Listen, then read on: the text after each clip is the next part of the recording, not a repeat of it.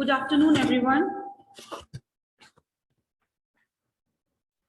Good afternoon, everyone. I am Anima from Calcutta Public School, Ranchi, Ormanjhi, Ranchi, and I welcome you all in today's in-house training on the topic protection of child rights. But before moving forward, I would like to thank my school management for bestowing me this nice opportunity to discuss my views with you all. My dear colleagues, the reason behind choosing this topic, child protection, is that the era in which we are living this time has developed too much in every aspect of life. Even though, as far as the protection of child is concerned, nothing is working in a concrete way. See, what happened, teachers, that although we all are, almost not we, everyone is aware of the word child protection in some way or the other. But if we start asking about, tell me the exact, what are the rights of the child, what are the needs of the child, what are the methods to protect the child rights, no one have the concrete idea, isn't it? The children are still the most vulnerable. They are still being abused in some way or the other. One more thing I would like to discuss here, that I'm not telling you to do so, but for example, suppose we start to convey a, what we say, a normal survey among the people around us.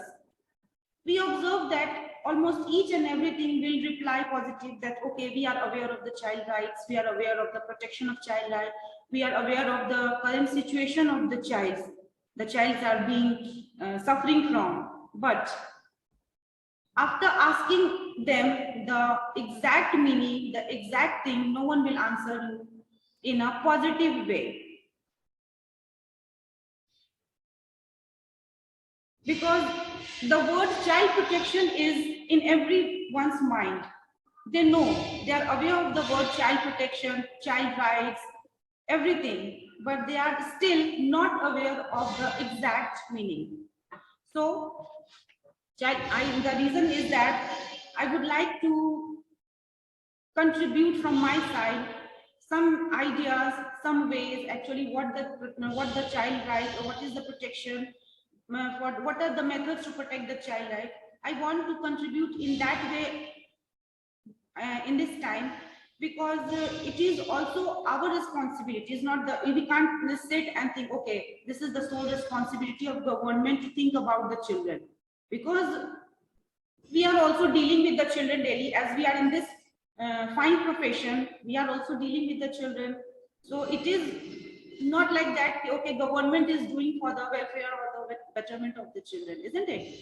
It is our also responsibility to contribute from our side for the betterment of the children. Exactly, I'm not aware of that person who has told the fine lines about the child protection, but one fine sentence is coming to my mind, which I would like to discuss with you all, or to share with you all, that your opinions, your values, culture, and child rearing experience will color your definition of what constitutes child abuse or neglect.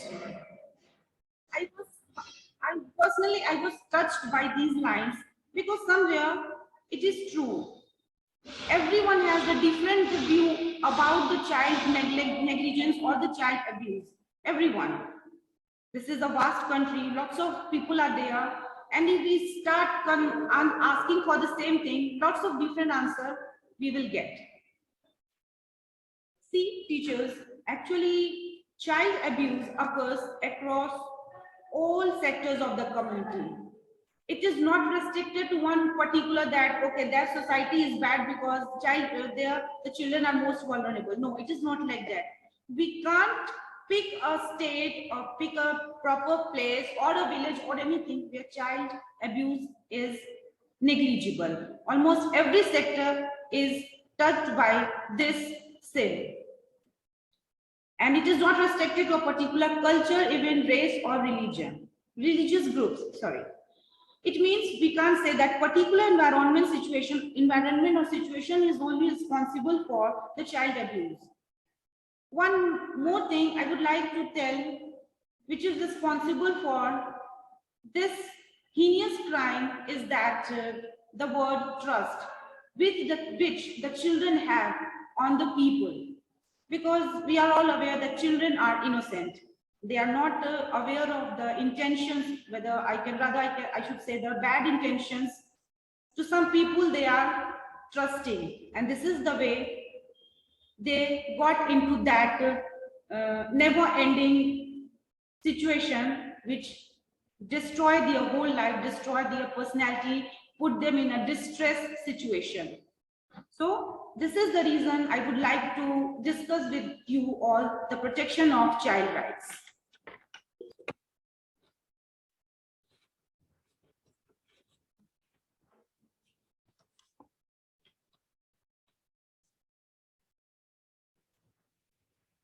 Now, as you can see on the slide, rights. What are rights? But here also, I would like to tell you that it is very important for us to know this term, rights, because unless and until we are not aware of this word, how can we know that which rights of people are to be, which rights of children are to be protected? And rights are the things which the children start taking right from their childhood when they are infant. It is not a thing that, okay, it is your right, that, okay, you will get this thing, it is your right. No, rights are the things which they what we say, they get right from the moment they take birth.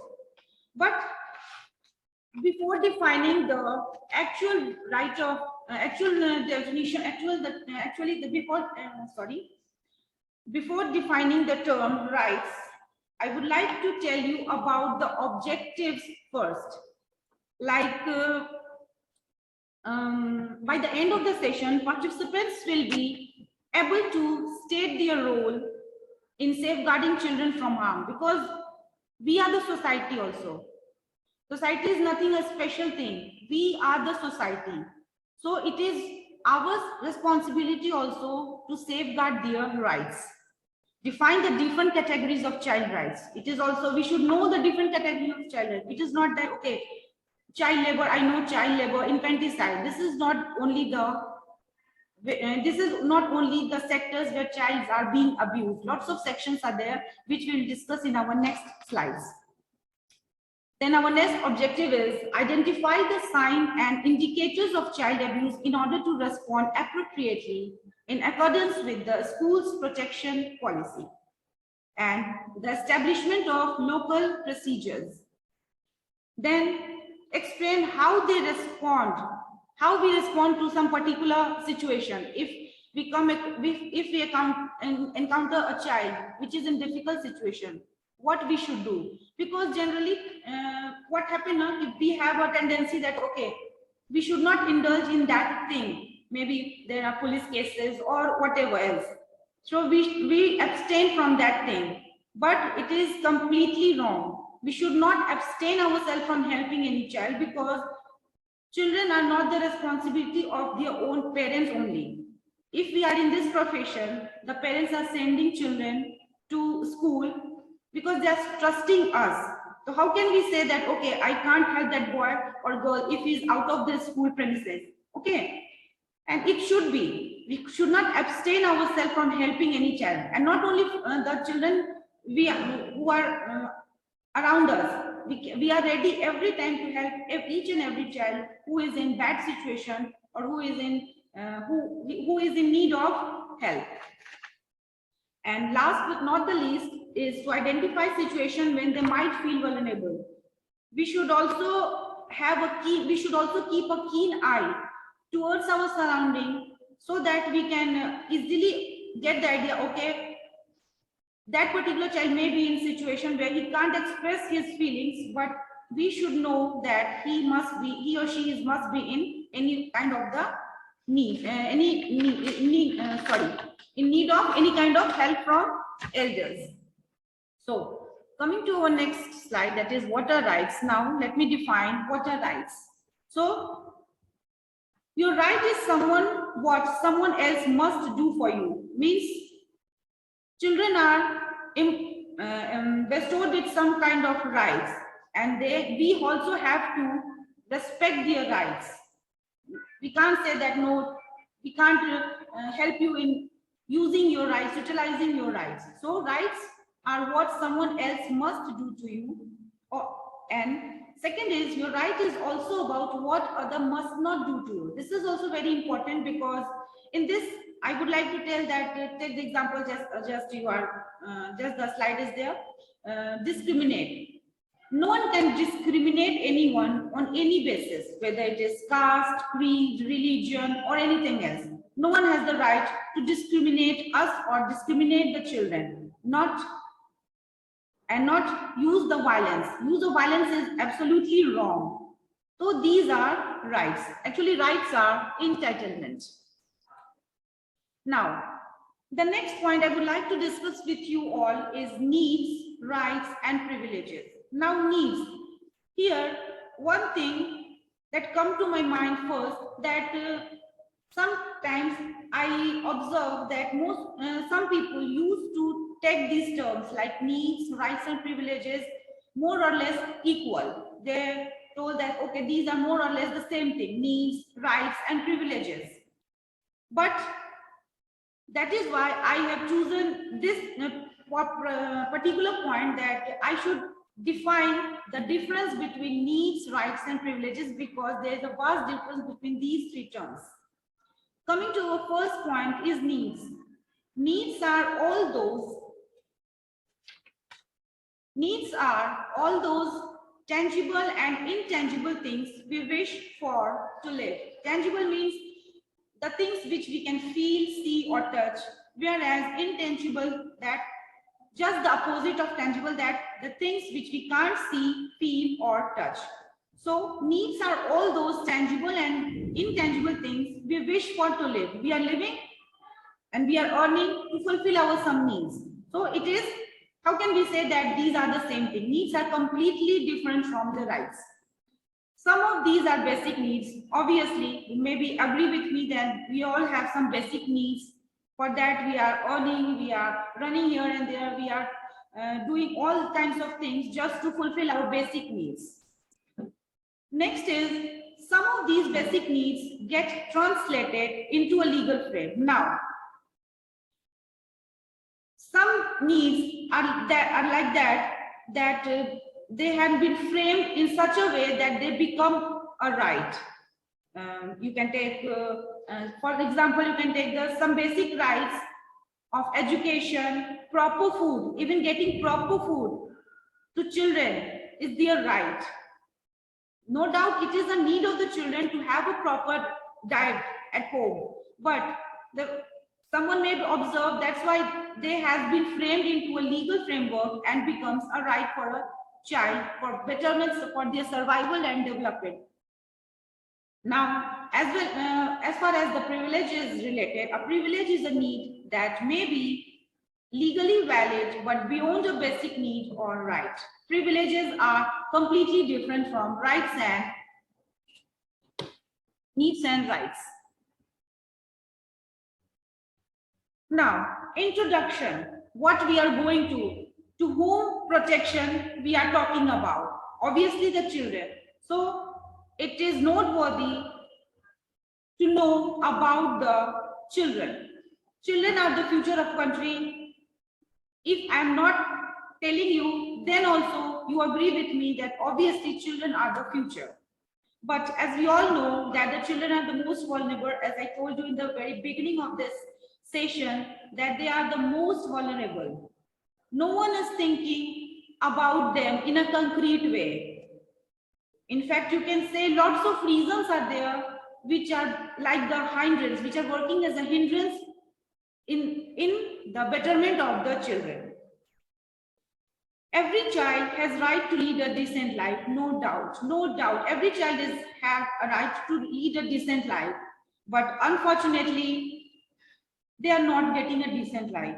Sometimes they have to help their parents earning. Sometimes they have to work in bad places just to fulfill their basic needs. Sometimes they have to help their siblings. So these are the things, and that is the reason every child, although they has the right to lead a decent life, they are not leading a decent life. In India, 440 million are children. We can say the 40% of the total population. But status of the children in India is not well. Again, it is, I'm feeling also very bad to know that in India, we are progressing in every aspect of life too much. Utmost progress is here. But this is the main area where the need is required, even though the children are suffering very badly. The status is not good at all.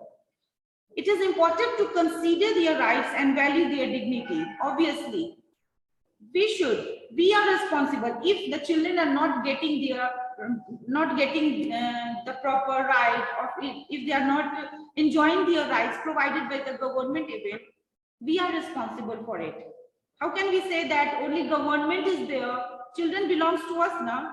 So how can we say that only the government is there to look after the children? We are casting vote just because they have to take care of our children. If the children belongs to us, first it should be our responsibility to make them aware of their rights and to make them to give them a life, a decent life where their rights are respected, where they lead a dignified life. Constitutional provisions, laws, policies, and programs, lots of constitutional provisions, laws, and policies and programs are addressing them. Child and child rights. According to UNCRC, now, if anyone can tell me what is UNCRC, if anyone can tell me what is UNCRC? Anyone? Okay. UNCRC is the term, the United Nations Convention on the Rights of Child. So according to UNCRC, a child is any human being below the age of 18 years. Any child who is below the age of 18 is a child.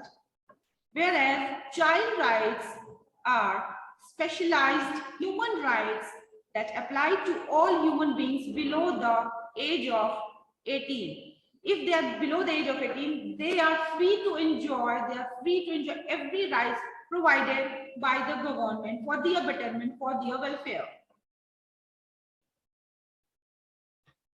Now,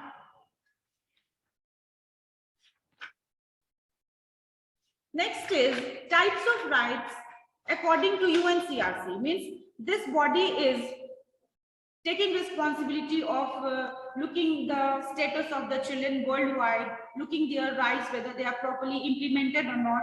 So types of rights are also decided by UNCRC. There are 4 kinds of rights: survival rights, second is development rights, the third one is protection rights, and the fourth is participation rights. Let me discuss one by one all the rights.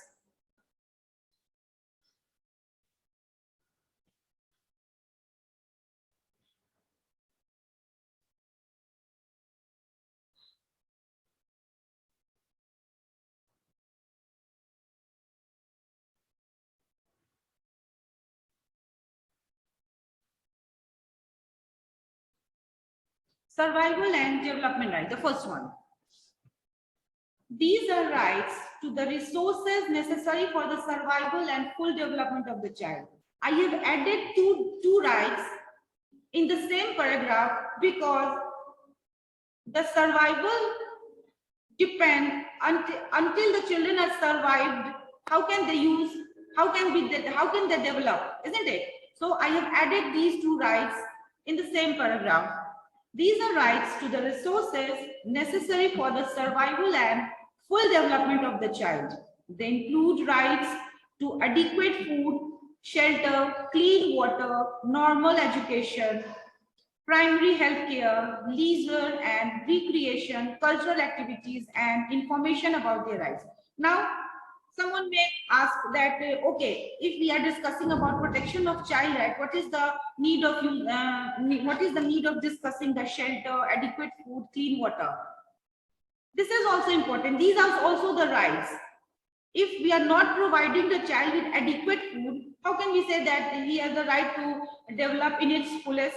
Not possible. We have to provide them with shelter, clean water, formal education, no doubt, primary health care, obvious, leisure and recreation also. So, survival and development rights are rights to the resources necessary for the survival and full development of the child. Next is protection right. Protection right. It includes protection from all forms of child abuse. Child abuse is of many kinds. We can't restrain it to child labor, infanticide only. Lots of different kinds of child abuses are there. So it includes protection from all forms of child abuse, neglect, exploitation, and cruelty, including the right to special protection in war and protection from abuse in the criminal justice system. Participation right. Children are entitled to the freedom to express opinions and to have a say in matters affecting their social, economic, religious, cultural, and political life. Means we should give our children freedom to discuss the opinions. We can't stop them. Okay, you don't have the right. You are not well matured. You are not mature enough to discuss your opinions. No, it is completely wrong. Right from the beginning, we should teach them that they are free and they have the right to express the opinions on anything. Because if we can't make them like this, after getting mature, they are not able to discuss anything with us.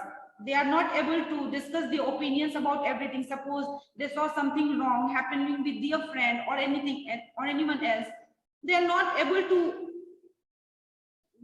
they are not able to discuss these things with us. So it is we who are responsible to teach children how to express their opinions and to have a say in matters affecting their social, because more or less these things affect their social and religious, culture and political life also. It is not restricted to one particular area that only one aspect is affected, only one aspect of the child is affected. It affected the overall personality of the child. Now, child protection. But before that, I would like to tell you that nowadays, what I observe, that child protection is frequently seen to be tertiary intervention. It is not in the primary stage, not even on the secondary stage. It is in the tertiary intervention, such as notification and assessments. Child protection will be used consequently for this project to meet all supports and services provided to vulnerable children and their families, whether the resources are preventative, early intervention, secondary or tertiary. Means I'm feeling sad to say that even this, as earlier before the starting, I told you that nothing is working in a concrete way.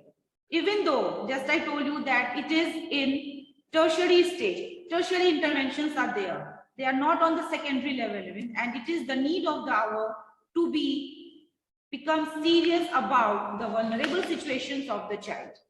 Coming to our main topic, child protection. It is the safeguarding of children from violence, any kind of violence, exploitation. Violence means not only outsiders, the the physical wounds they are getting from the outsiders. Even violence at home also. In some countries, punishing the child is an offense. It's a kind of offense. We can't punish our child even if they are not doing their homework, if they are not obeying us. It is also, we can't punish them, we can't threaten them, we can't scold them. It is an offense. India needs to do this thing in that context also. So child protection is the safeguarding of children from violence, exploitation, abuse, and neglect.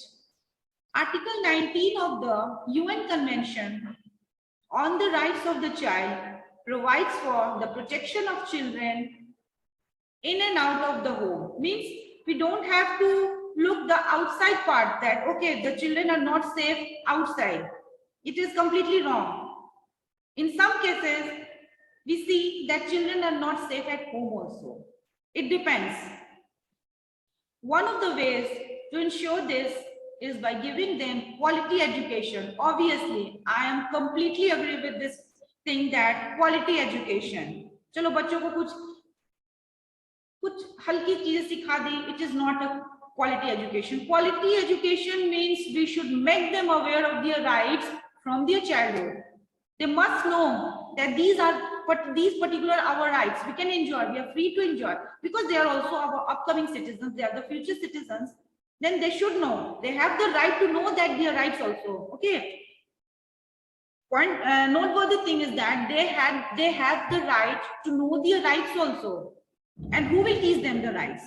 Obviously, the teachers, the parents, the people around them. They are responsible. They have to teach them. They have to make them aware of their rights every time. So when they will become mature, they will become well aware of their rights and they can utilize their rights in their fullest. Lots of bad things are happening with the child just because they are not aware of their rights. Sometimes with the shame, you can say the shyness or the shame, being afraid of the society, even parents hold the children not to discuss the things with anyone else. They are afraid of the society, what they will tell, what they will ask, how they will behave. So these are the things. No, we should not stop our child discussing each and everything. We should make them habituated of discussing each and everything. What happens in their day-to-day life even. If we have their children, just make them habituated of discussing everything which happens in school also, because after home, school is the second home. You all agree with this? So if we are discussing everything at home freely, they should discuss the things of school at home also. Okay, I was angry with my friend, I was not reading well, my teachers are rectifying me every time. So if they are getting this kind of habit, when they will grow up, they will obviously tell you anything which is not good for them. So we have to make them habituated of discussing each and everything with the child right from the beginning. We don't have enough time in this alarming situation. We don't have enough time that we should keep waiting that, okay, when he will become a mature student, he will become the college student, then we should tell him their rights. No. Right from the beginning, in very easy way, we can teach them or we can make them aware of their rights. One of the ways to ensure this is by giving them quality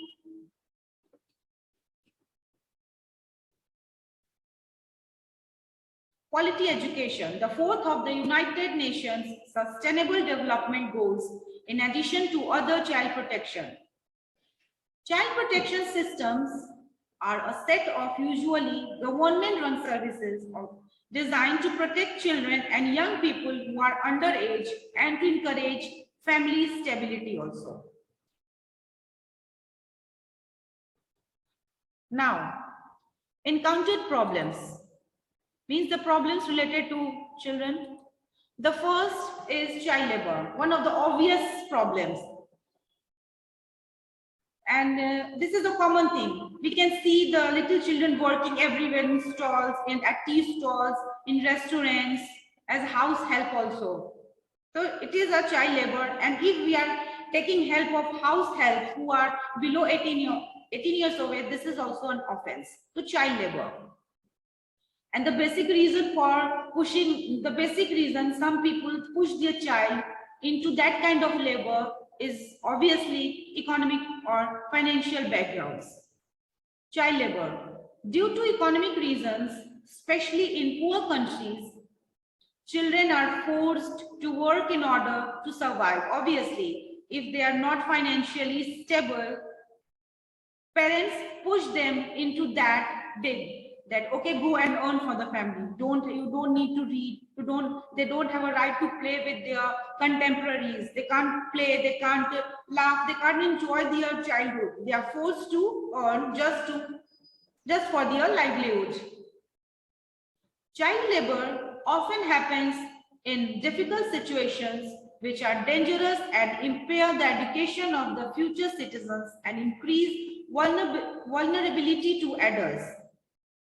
Child labor often happens in difficult situations. Sometimes they are working in mines, the most dangerous place to work for, mines. If the parents are not able to earn, they obviously they used to send their children for earning. They are not taking care of that, okay, where we are sending our children. They are completely unaware of this. They want only their child to work and earn money. It is hard to know exactly the age and number of children who work. Obviously, because as I told you, sometimes people themselves hide the things. They don't give the proper data. So it is very hard to know exactly the age and number of children who work. At least 152 million children under 5 years of age worked in 2016. I think the figure is alarming because under the age of 5 years. But the figure is underestimated because domestic labor is not counted. I am completely agree with this fact, because if I'm having a house help below the age of 18 years, I'm not going to discuss this thing anyone.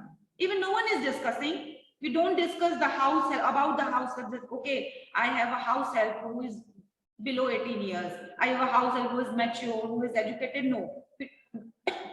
Sorry, we don't discuss these things. So it is also a way we are hiding, knowingly or unknowingly. I am not that intentionally or unintentionally, we are hiding the facts. So the figure that is 152 million children are working under 5 years of age is overall. It is overall figure. Exact figure is still unknown, and I'm sure we can't get the exact figure because no one is there to give the exact data. People used to hide these things. If they are if some people are sending their child to earn in early stage, why should they tell you? Why should they tell the government that I'm sending my child to work to earn livelihood for us? Endangerment and infanticide. In some countries, children can be imprisoned for common crimes. In some countries like Iran or China, criminals can even be sentenced to capital punishment for crimes committed while they were children, although the United States abandoned the practice in 2005. In contexts where military use of children is made, they also risk being prisoners of war. Other children are forced to prostitution, exploited by the adults for illegal traffic in children, or endangered by poverty and hunger. Infanticide today continues at a much higher rate in areas of extremely high poverty and overpopulation. One more reason, according to me, is their lack of proper education. Infanticide, it is not only that if someone has more than 3 child, infanticide is there. No. One more reason is lack of education. If they have girl child, more than 3 girl child, And again, they are getting a girl child. They don't want the child.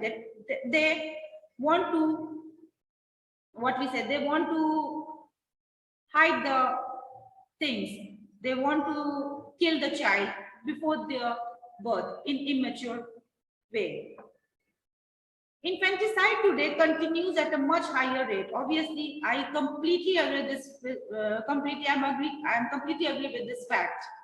In areas of extremely high poverty is also the main reason, because if the family has no way of earning money, how can they feed 4 or 5 children, or how can they feed 5 to 6 members of the family if there is one working, if there is one person who is working, who is earning for the whole family? Overpopulation.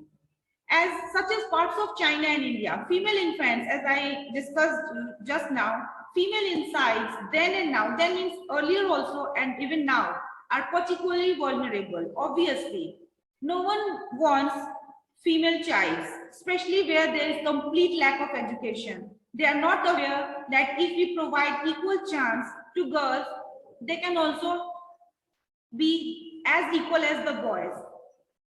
If the, because education is not there, they are not aware, okay, girls can do the same thing which the boys are.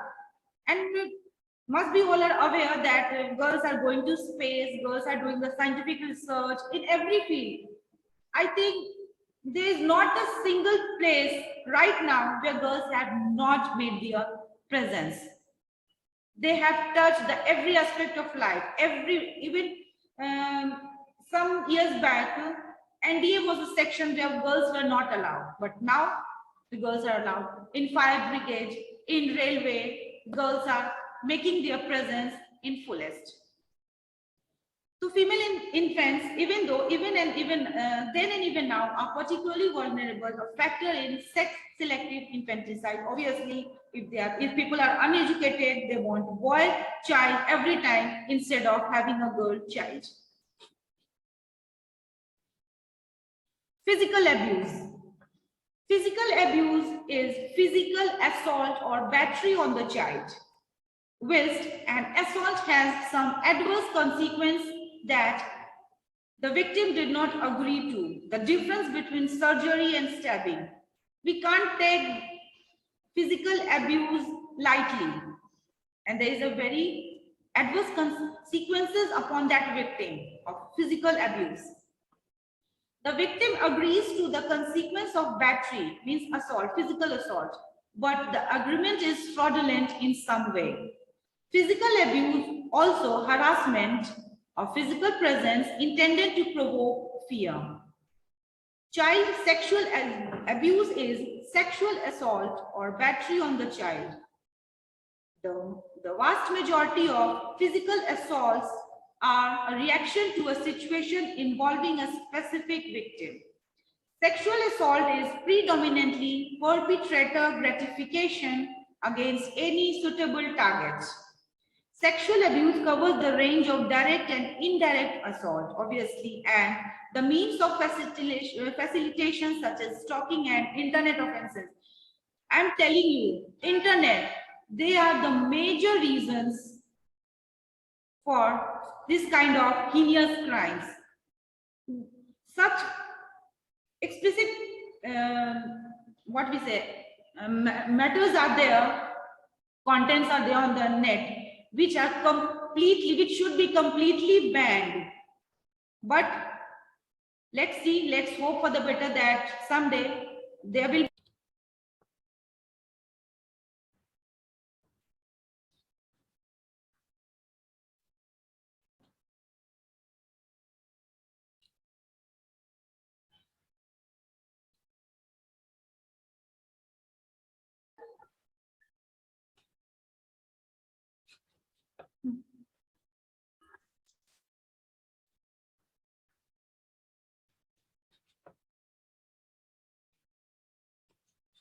Next is child abuse. Most children who come to the attention of the child welfare system do so because of any of the following situations, which are often collectively termed child abuse. Abuse typically involves abuse of power or exercising power for an unintended purpose. This includes willful neglect, knowingly not exercising a power for the purpose it was intended. This is why child abuse is defined as taking advantage of position and trust having been invested with the power.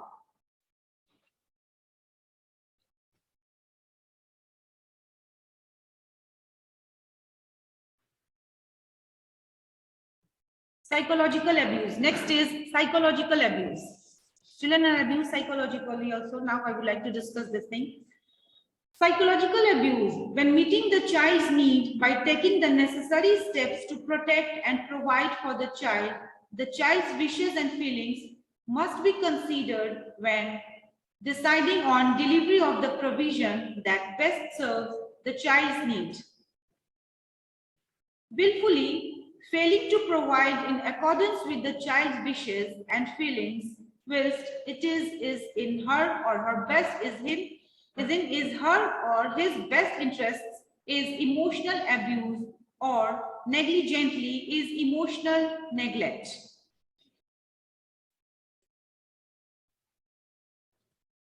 Parental responsibility. Obviously, parents should be more responsible towards the betterment of their child. In 1984, the Council of Europe, the body that supervises the European Convention on Human Rights, make recommendation on parental responsibilities. These define parental responsibility as a function, that is, duties to be met and powers that can be exercised to meet those duties.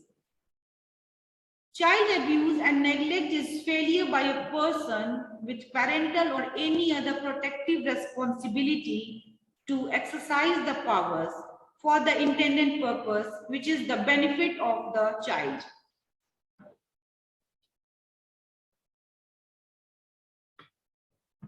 A European Commission survey on child protection system listed the following categories of children needing help.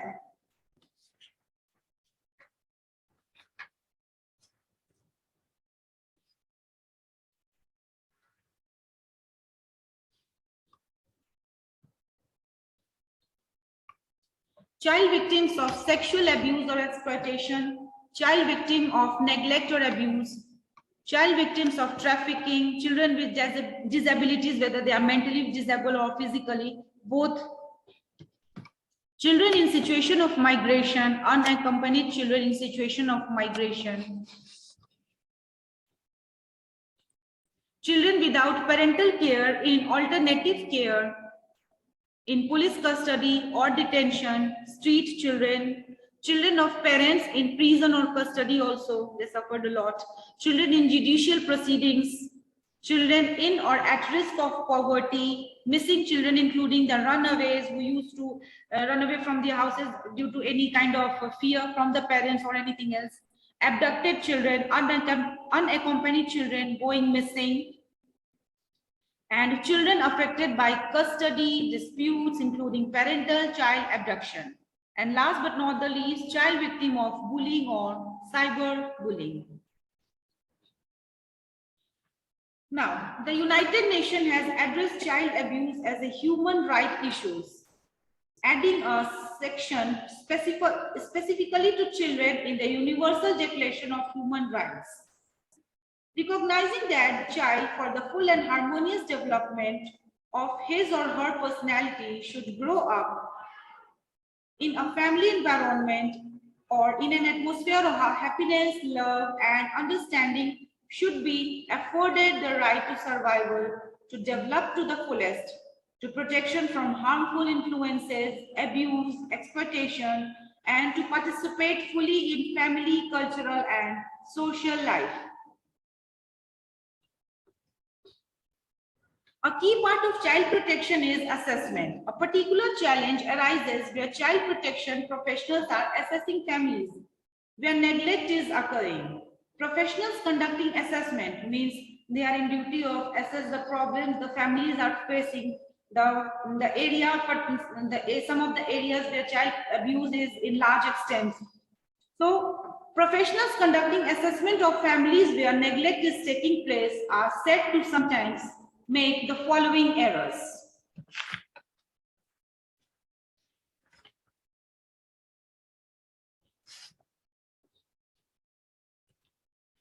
Failure to ask the right type of questions means sometimes professionals are not able, not intentionally, but might be due to some reasons or the other, they are not able to ask the right type of questions, including whether neglect is occurring, why that particular kind of neglect is occurring, what the situation is like for the child, whether improvement in the family are likely to be sustained, and what needs to be done to ensure the long-term safety of the child. Now, because we are discussing about the protection of child rights, we must be aware of the status of children in India. Over 1 million children, according to UNICEF report, over 1 billion children have been denied their childhood worldwide. Means somehow they are forcefully entered into the life where they have to earn. So they are not able to live their childhood completely because they are earning for the family, because they are earning hard money to make their family have a time of meal, to get them to make them able to have a meal at least for one time. So they are completely deprived of leading their childhood.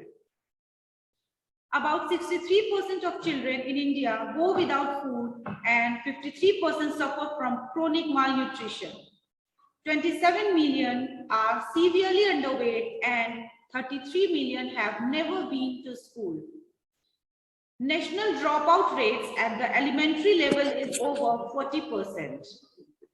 Around 25 to 30 million children in India spend their lives on the street in a poisonous environment. Obviously, because if they are living on street, it clearly shows they don't have a proper shelter, they don't have a home to stay. They have to deal with lots of different kinds of people, they have to deal with the pollution, everything, if they are residing at streets.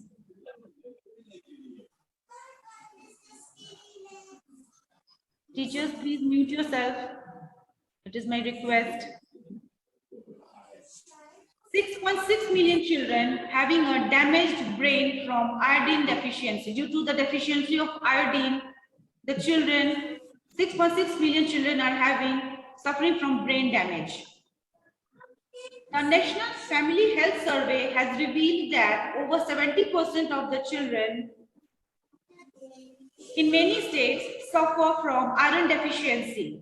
11.8% children in India are engaged in some form of the child labor. Nearly 45% girls get married before the age of 18 years, and only 54% children are receiving full immunization.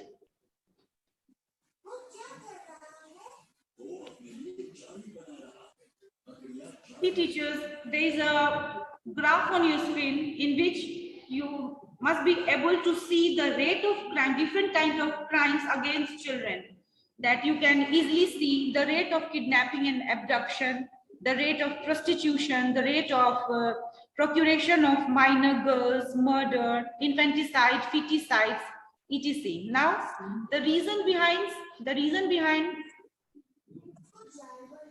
decline in social control. If we are not able to control our children, if we are not able to teach our children the proper things, we are socially not capable to take care of our children.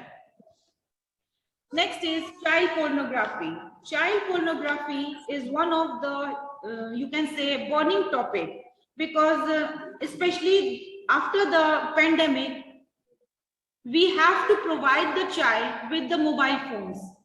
And as I told you, explicit contents are there on the internet all the time. It is not possible for any one of us to have a keen eye for every second of or every minute of with the child. Third reason is decline in moral and ethical values and decline in social responsibilities. Here, I would like to discuss the child pornography, because the reasons are accurate. They are the correct reasons. The first is decline in social control. The second is child pornography.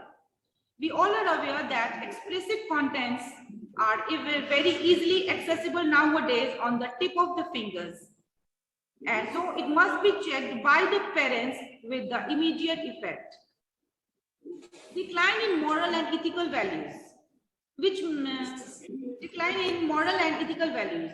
Here I would like to draw your attention to this very point. It is our responsibility to impart our moral and ethical values.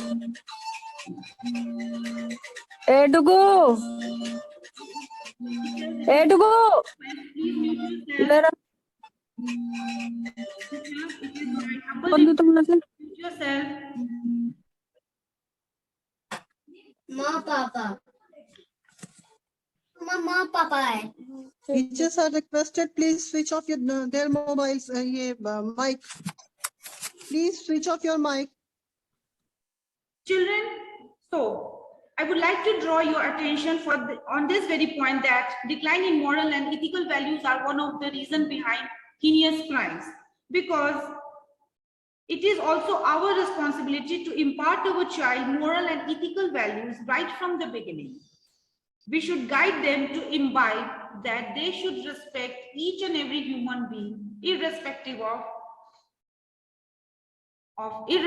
of their gender, and in this way we can contribute to a healthy upbringing with healthy society. Next is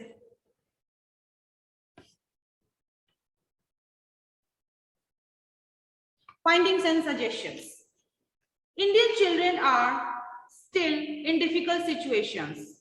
I already told you, nothing is working in a concrete way. So still they are in difficult situations. Conducive environment can be created with efforts from every stakeholder. Budget allocations for children is continuously declining and it should be increased. Awareness programs can be conducted at all levels. Obviously, we should make people aware of the rights, different rights. Efforts needed to inculcate ethical values and effective implementation is the need of the hour.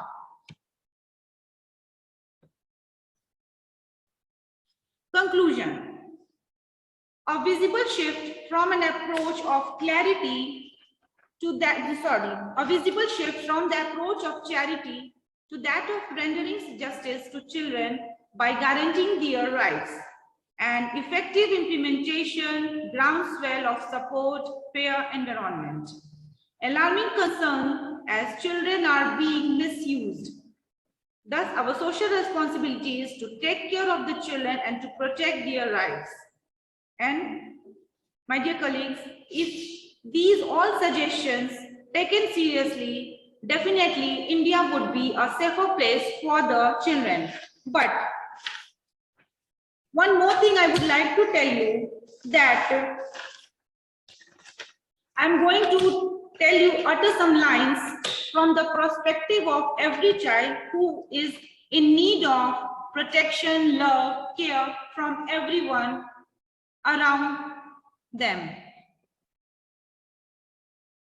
Because although the topic